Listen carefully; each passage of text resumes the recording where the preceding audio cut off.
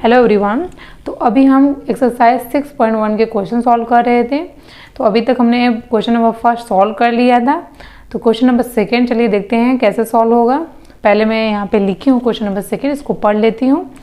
In figure line X Y and M N intersect at O if angle P O Y is equal to 90 degree and A ratio B is equal to 2:3 then find C. ठीक है, और यहाँ पे इसका figure बना हुआ है। ठीक है, ये क्वेश्चन में दिया गया था। तो चलिए पहले देखिए, किसी भी क्वेश्चन को सॉल्व करने से पहले उसको समझना बहुत ज़रूरी होता है। अगर क्वेश्चन अच्छे से समझ लिए तो हमारा सॉल्यूशन भी बहुत ही ईजी हो जाता है। तो यहाँ पे लिखा गया है in figure line X Y and M N intersect at two. ठीक है, ये फिगर है, इसमें पहले ही बता दिया है कि एक्स वाई और एम एन दो लाइन है जो इंटरसेक्ट कर रही है ओ पर। ठीक है, यहाँ पे ओ ये पॉइंट है, इस पे ये दोनों लाइन देख रहे हैं एक्स वाई और एम एन, ये दो लाइन जो है इंटरसेक्ट करती हैं। ये क्वेश्चन में ऑलरेडी दिया है। If angle P O Y is equal to 90 degree. ठीक है, तो ये जो हमारा एंगल है पी ओ वाई ये 90 डिग्री है। ठीक है, ये क्वेश्चन में ऑलरेडी दिया गया है। And A ratio B is equal to 2:3, और ये भी दिया गया है, इन दोनों का रेशियो रिलेशन दिया है ए बी का। देन फाइंड सी, हमें ये एंगल फाइंड करना है सी जो है। अब हम पहले क्वेश्चन को समझ लेते हैं कि हमें कैसे सॉल्व करना है इसे। हमें ज़्यादातर क्वेश्चन, अधिकतर क्वेश्चन जो है रिवर्स अगर सॉल्व करें तो वो इजी हो जाता है। तो इसको पहले हम देख लेते हैं हमें सॉल्व कैसे करना है। ठीक है, फिर इसको सॉल्व करेंगे। तो फाइंड सी, सी इसमें केवल एक क्वेश्चन पूछा है, सी केवल फाइंड करना है। ठीक है, ये एंगल फाइंड करना है। तो चलिए देखते हैं कैसे फाइंड करते हैं। तो यहाँ से आप देख रहे हैं एक्स वाई एक लाइन है, ये ऑलरेडी दिया गया है क्वेश्चन में कि एक्स वाई लाइन है, और यहाँ से ओ एन देख सकते हैं एक रे है। तो आपको क्या समझ में आ रहा है, जैसे पहले हमने पढ़ा था लीनियर पेयर एंगल जो थ्योरम था, उसमें यही कह रहा है कि अगर एक रे एक लाइन पे स्टैंड है तो जो एडजेसेंट एंगल होते हैं उनका सम 180 डिग्री होता है। ठीक है, तो यहाँ से आप देख सकते हैं कि ये जो लाइन है एक्स वाई, इस पे एक रे स्टैंड है ओ एन, तो इसका मतलब ये एंगल सी और एंगल एन ओ वाई ये एंगल, ठीक है, इन दोनों एंगल का सम जो है 180 डिग्री है। तो अगर हमने ये angle N O Y find कर लिया तो हम सी भी फाइंड कर लेंगे, क्योंकि दोनों का सम हमें पता है 180 डिग्री होगा। तो लेकिन ये एंगल कैसे फाइंड होगा, इस एंगल को फाइंड करने के लिए हमें पहले बी फाइंड करना होगा। वो कैसे, क्योंकि हम देख सकते हैं कि एम एन और एक्स वाई ये क्वेश्चन में दिया गया है कि इंटरसेक्ट कर रहे हैं ओ पर। तो यहाँ से आप देख सकते हैं वर्टिकली अपोजिट एंगल जो है बी और ये angle N Y N O Y angle, ये दोनों एंगल जो है वर्टिकली अपोजिट एंगल है। और आप जानते हैं वर्टिकली अपोजिट एंगल जो है वो इक्वल होते हैं। तो अगर हमने बी को फाइंड कर लिया तो हमें ये भी एंगल फाइंड हो जाएगा, और जब ये एंगल फाइंड हो जाएगा तो सी भी फाइंड हो जाएगा। ठीक है, तो सबसे पहले हमें बी को फाइंड करना होगा।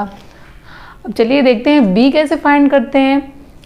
बी को फाइंड करने के लिए आप देख सकते हैं ए और बी का रेशियो दिया गया है। ठीक है, हमें बी दिया नहीं गया है कि बी की वैल्यू कितनी है, ए और बी का रेशियो दिया है, और हमें ये एंगल बताया है पी ओ वाई, ये एंगल जो है 90 डिग्री है। ठीक है, ये दो बात दी गई। अब इन्हीं से हमें एंगल बी फाइंड करना है। तो चलिए देखते हैं कैसे फाइंड करते हैं। पहले जो दिया गया है क्वेश्चन में उसको हम लिख लेते हैं। यहाँ से लिखा गया है कि X Y M N intersect at O, ये तो लिखा ही गया है। आगे लिखा गया है angle P O Y is equal to 90 degree.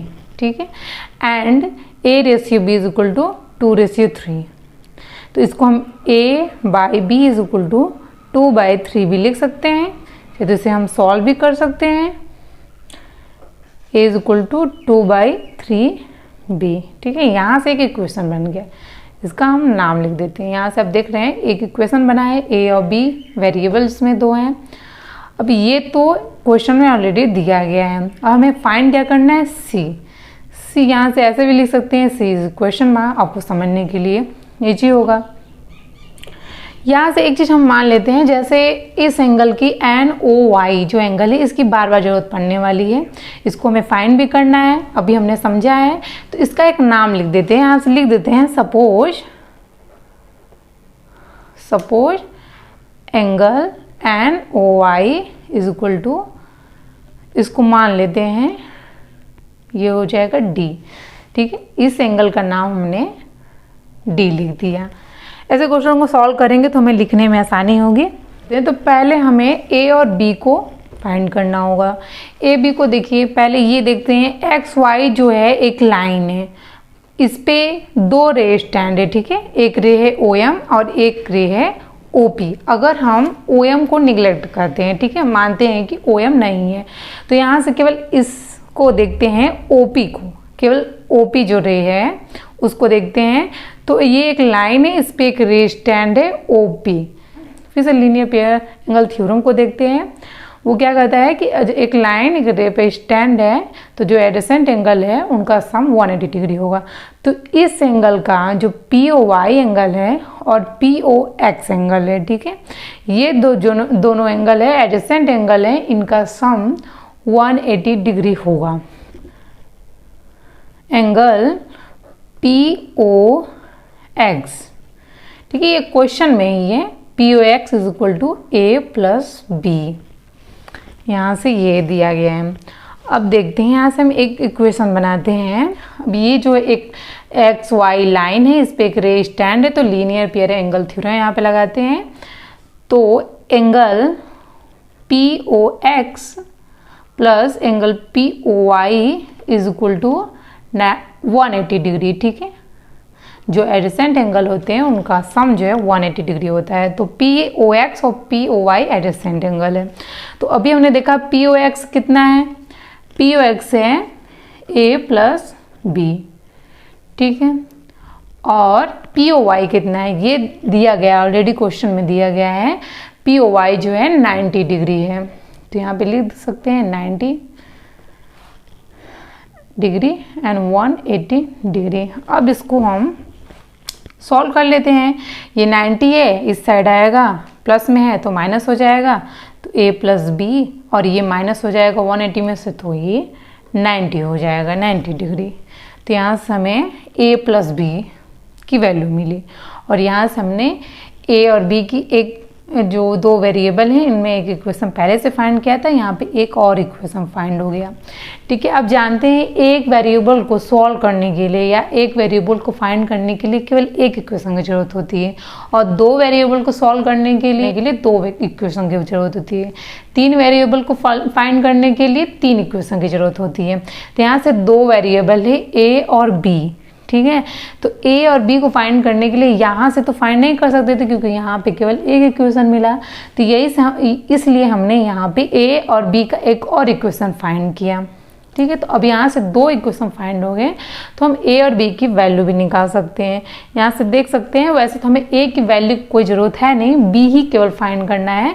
तो यहाँ से मैंने पहले ही A का जो A की वैल्यू वो B के फॉर्म में निकाल ली है।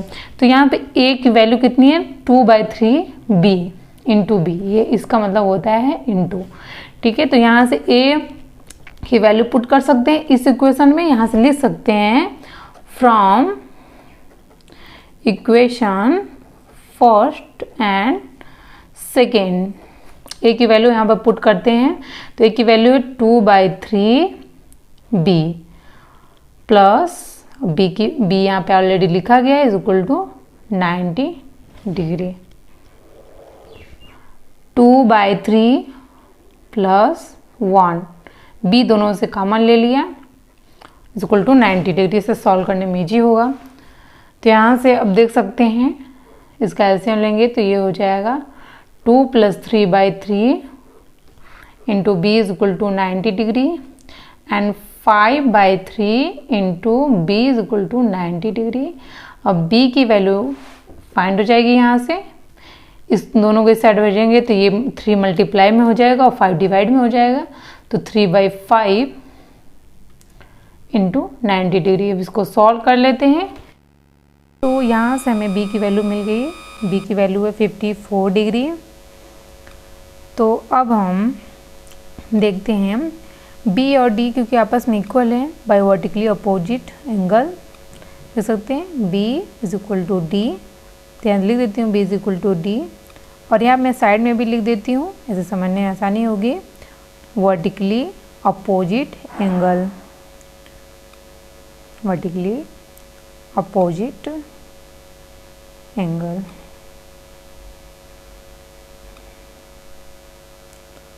अब बी की वैल्यू, डी की वैल्यू जो है वो हो जाएगी 54 डिग्री।